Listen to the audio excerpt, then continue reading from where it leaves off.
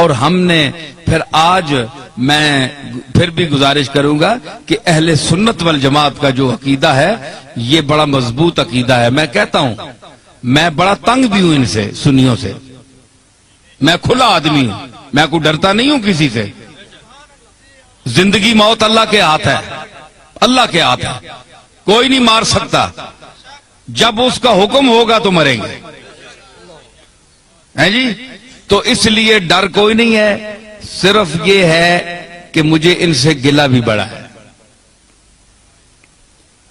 کہ یہ سمجھتے ہیں کہ ہمارے مسلک کی ترجمانی کی جائے تو ہماری ساری ان باتوں کو مان لیا جائے جن کا ہمارے پاس ثبوت نہیں ہے اور ہم نے اپنی طرف سے گھڑ کر اس کو دین میں شامل کر لیا ہے. ان کو بھی مانو تب سنی ہو، یہ میں نہیں مانتا. ٹھیک ہے، چاہے بریلوی حضرات تنگ ہو، چاہے کوئی بھی تنگ ہو. کئی لوگ کہتے ہیں جناب تم اپنا مذہب بتاؤ کہ تم بریلوی ہو، دیوبندی ہو، شیعہ ہو، اہل قرآن ہو، تبلیغی ہو، کیا بلا ہو. بھائی کبھی بریلویوں کی تعریف کرتے ہو، کبھی ان کو دھر لیتے ہو، کبھی دیوبندیوں کی تعریف کرتے ہو، کبھی ان کو دھر لیتے ہو، کبھی شیعہ کی تعریف کرتے ہو، کبھی ان کو دھر لیتے ہو. تم یہ چکر کیا ہے؟ تم ہو کیا؟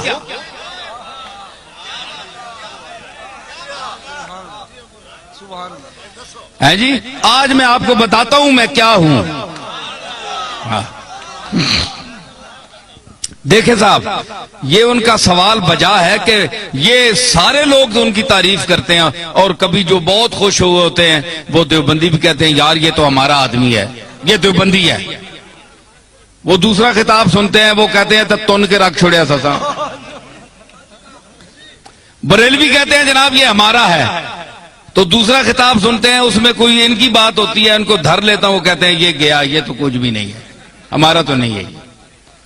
شیعہ کہتے ہیں اہل بیت کی تعریف اس سے بڑھ کر کسی نے کی نہیں، کبھی ان کو بھی کوئی چٹکی لگا دی، وہ کہتے ہیں یار ہمیں بھی ہماری خبر بھی لے گیا. اہل قرآن، تبلیغی، اہل حدیث تعریف بھی کرتا ہوں، مذمت بھی کرتا ہوں. وہ کہتے ہیں یہ چیز کیا ہے، یہ ان کی معجون مرکب کیا ہے، حدود اربع ان کے کیا ہے.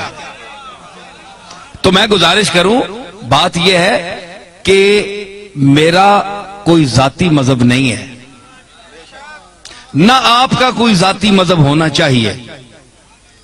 ہمارا مذہب، ہمارا عقیدہ، ہمارا مذہب، ہمارا مسلک، ہمارا نظریہ، ہمارا اندیہ وہ ہونا چاہیے جو اللہ کی آخری کتاب قرآن مجید میں آیا ہے، یا جناب محمد الرسول اللہ سے جو عقیدہ، جو طریقہ ثابت ہے وہ آپ کا اور میرا عقیدہ ہونا چاہیے. ٹھیک ہے نا؟ یہ مسلمان کی تعریف ہے. تو ہر یاد رکھیے کہ ہر مذہب میں، ہر مسلک میں افراط و تفریط ہے. یا کوئی کسی بات میں گھٹ جاتا ہے، بہت دالیوں لے ونن تے بعض جگہ وہ اتنی شدت کرتے ہیں کہ حد سے بڑھ جاتے ہیں. میانہ روی، حضور نے فرمایا خیر الامور اوسطھا، یہ آپ کا ایسا جملہ ہے کہ پوری کائنات کے ہر چیز پر اس کا اطلاق ہو سکتا ہے. پوری کائنات، ہر عمل، ہر نظریہ، ہر نقطہ، یہ سرکار مدینہ کا وہ ارشاد ہے. میں اس کی تعریف کروں کہ فرمایا کہ ہر چیز میں درمیانہ روی اختیار کرو، ہر چیز میں. آپ اس کو گھر جائیں، اپنے بال بچوں کے ساتھ، بیوی کے ساتھ، والدین کے ساتھ، محلے والوں کے ساتھ برتیں اور حضور کے اس ارشاد مقدس کو آپ ذہن میں رکھیں کہ ہر چیز میں میانہ روی، نہ حد سے بڑھو نہ حد سے نیچے ہو، درمیان میں چلو. وہ کسی نے کہا نا کہ عزیز اتنا ہی رکھو کہ جی بہل جائے،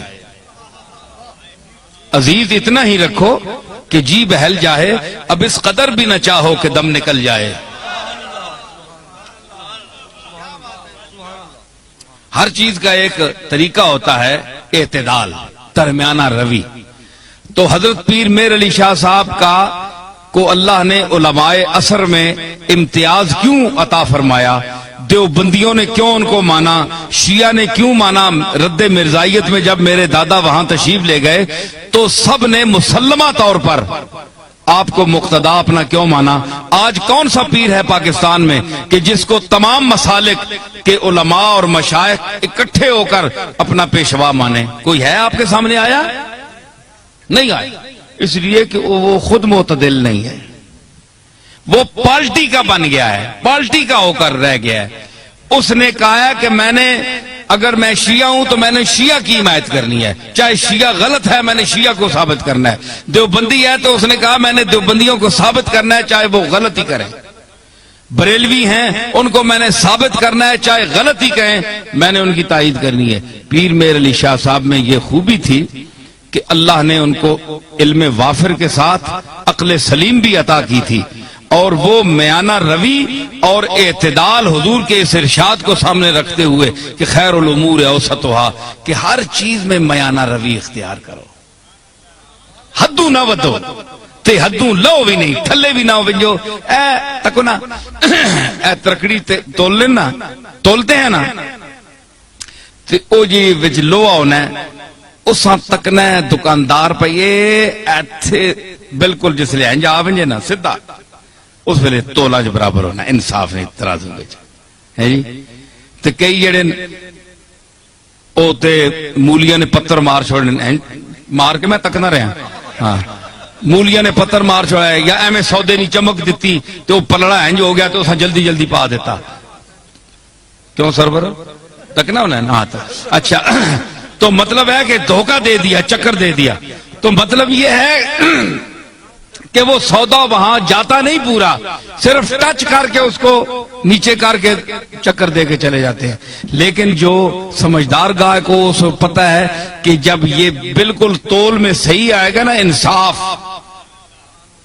انصاف پہ آئے گا، نہ ادھر جھکاؤ ہوگا نہ ادھر ہوگا، تو پھر صحیح تلے گا۔